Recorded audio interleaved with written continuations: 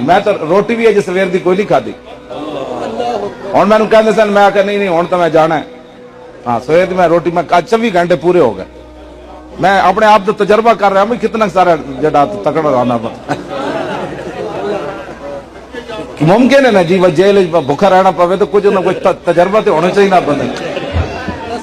ہاں کوئی مسئلہ نہیں کی ہونا ہے کچھ نہیں ہونا چلے جڑی موت آئی جڑا ٹائم ہے نا وہ مقرر ہے آواز آئی بخاری شریف دی حدیث ہے حضور ننگے گھوڑے دی پشت تے سوار ہو کے آواز آئی خوفناک صحابہ ایک دوسرے نو بلایا بے چلیے شاید کیسر کسرت دیا فوجاں آ گئیاں صحابہ جب ادھر گئے تے فاستقبلہم النبی ہاں جی حضور اگو آ رہے سن اس آواز دی طرف ہو کے فرمایا لم تراؤ میں کوئی خوف والی بات نہیں میں ہو کے آ رہا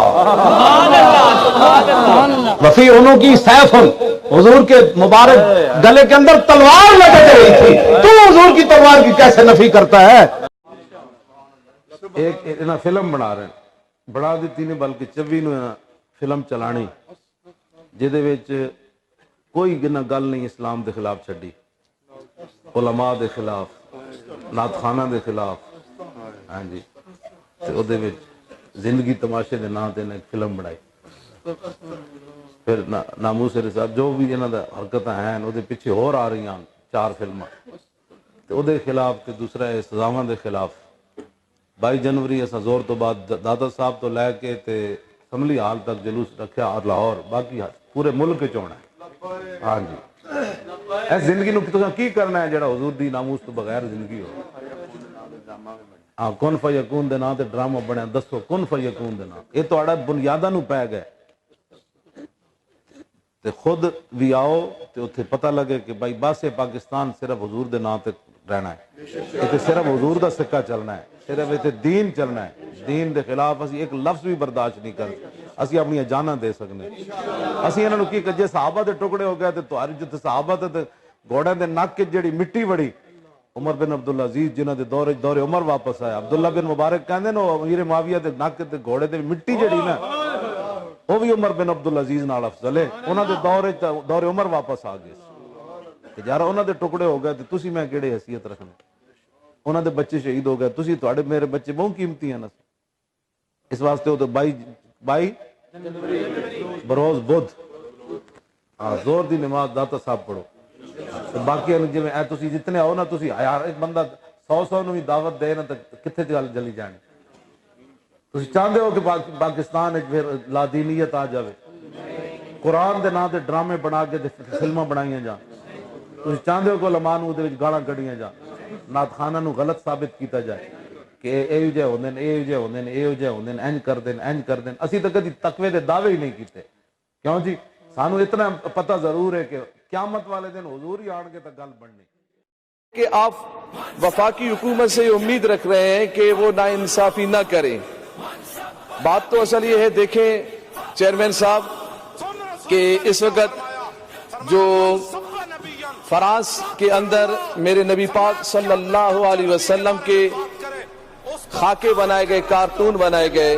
کتنی بڑی تکلیف کی بات ہے کتنی بڑی پریشانی کی بات ہے کہ میرے پیارے محبوب علیہ الصلوۃ والسلام کے انہوں نے کارٹون بنائے مگر پریشانی نہیں نظر آ رہی ہے پریشانی دیکھیں کہ اگر کسی کے باپ کا کارٹون بنایا جائے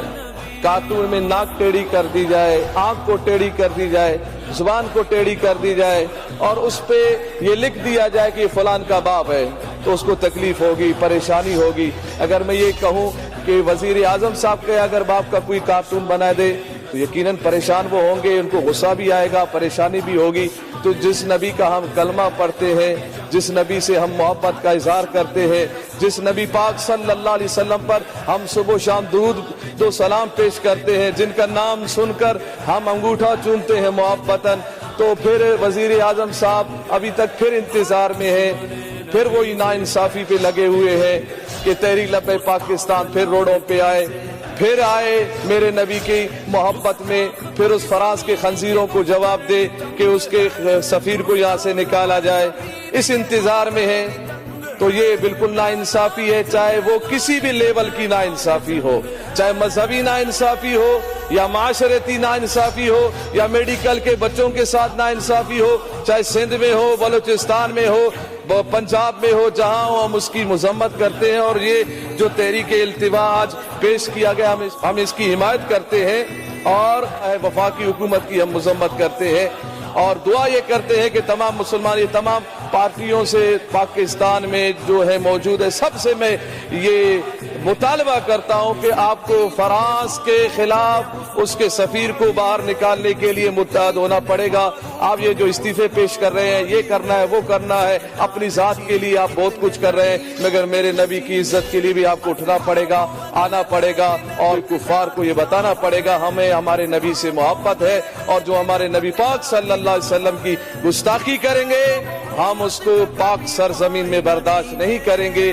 तो मुसलमान तो तैयार हैं, हुक्मरानों को भी चाहिए कि वो गैरत के बटन खोलें। पाकिस्तान को कुछ नहीं होगा, पाकिस्तान तबाह नहीं होगा। पाकिस्तान तो उस वक्त तबाह हो गया जब मेरे नबी के खाके बनाए गए। बस यही गुजारिश है, सिंध असम्बली के तवस्सुत से मेरी आवाज जहां तक जा रही है, मुसलमानों तक सबको मेरा ये पैगाम है कि मेरे नबी की इज्जत के लिए खड़े हों और मेरे नबी की इज्जत के लिए बात करें। और फ्रांस के सफीर को मुल्क बदर करने में आप तहरीक लब्बैक पाकिस्तान का भी साथ दें। अस्सलाम वालेकुम।